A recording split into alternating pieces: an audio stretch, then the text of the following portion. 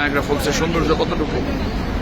তো এইবার যখন কানাডা সাইডে আসলাম এবং আমি ফলসের খুব কাছে চলে আসলাম, তখন আসলে বোঝা যাচ্ছে যে how beautiful this falls is. অসাধারণ।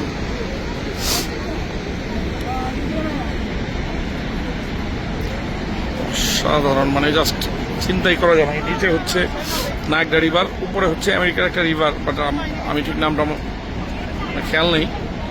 তো ওইখান থেকে পানি নিচে এই নায়াগ্রা রিভারে পড়তেছে। Just amazing, amazing. এটা এই পানির শব্দ যখন কানে লাগে মনে হয় মনটা ভরে যায়।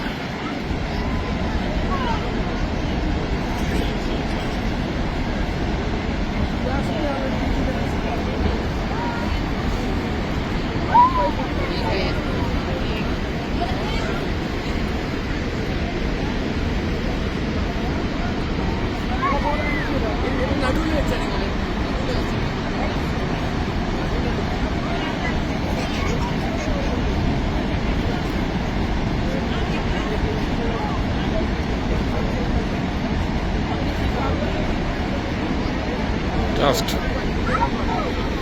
মাথা নষ্ট করার ভিউ।